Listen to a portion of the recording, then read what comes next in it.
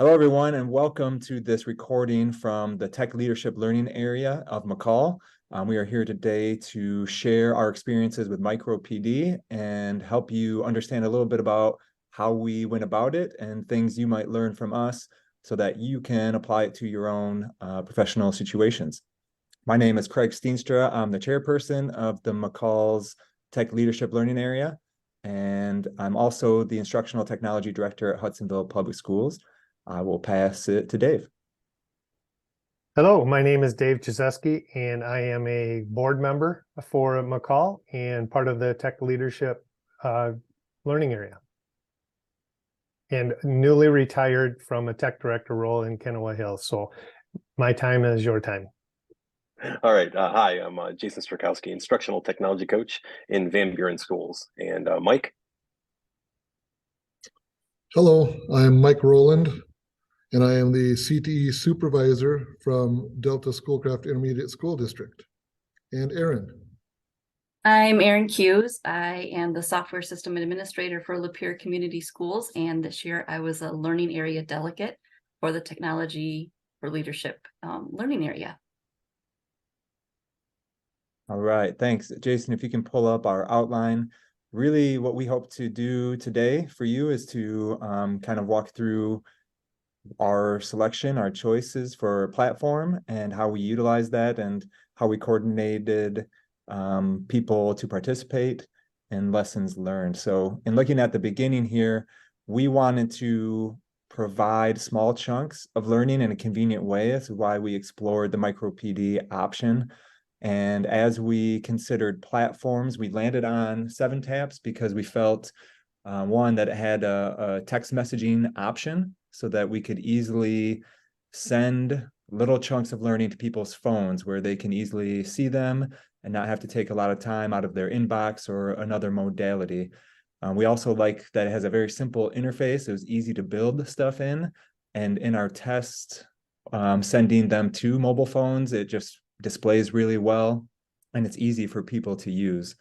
And then finally, the analytics it provides, it shows how many people opened their text and how many people completed the lessons that we shared, which really was, did they scroll all the way through all the different parts? So that's why we landed with 7TAPS, and our experience was really positive with them. In terms of getting people signed up, because you need to get people's permission, we sent out a Google form with all the dates of when the sendouts would be and the topics as well, and asked for their permission to send to their mobile phones through that form. And we included a link to the form on the document here, which we'll provide to you. So if you wanted to look at that form and mimic what we did, you are certainly welcome to do that. Our process for getting into the actual MicroPD required us to identify topics associated so that we knew what we wanted to present on. And selecting a topic may seem easy at first glance, but you may want to pare your list down to those that can be easily communicated through simple cards and 7TAPS. 7TAPS is designed for microlearning, which is short form standalone units of learning. So you want to choose your topics wisely.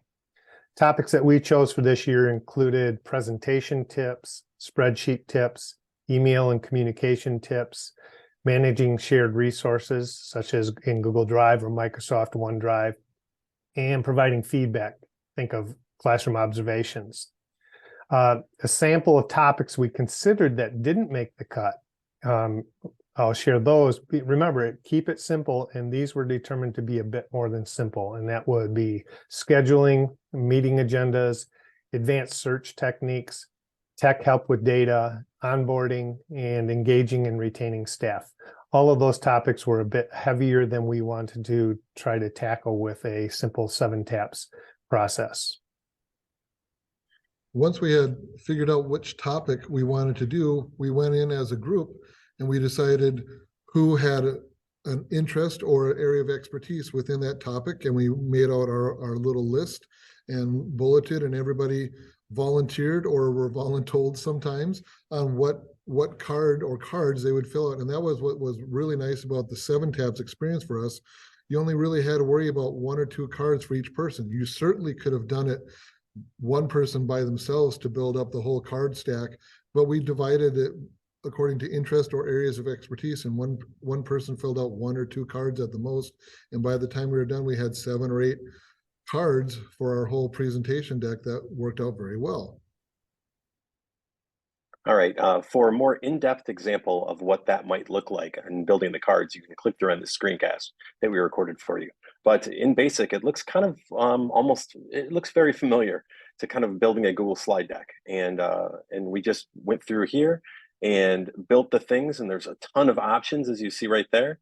And so go click through on that screencast if you want to see a much more in-depth, but if you've ever built anything in Google Slides, you'd feel really comfortable just building something in 7 tabs. Yeah, and then looking at our results, we had 104 people sign up throughout the state, and we were targeting people in leadership positions since that's our focus as a learning area. So primarily building administrators, instructional tech coordinators, variety of different positions throughout. And we try to cater our topics to their needs or areas of interest. And we also reached out to them to kind of gather input about things that they were interested in.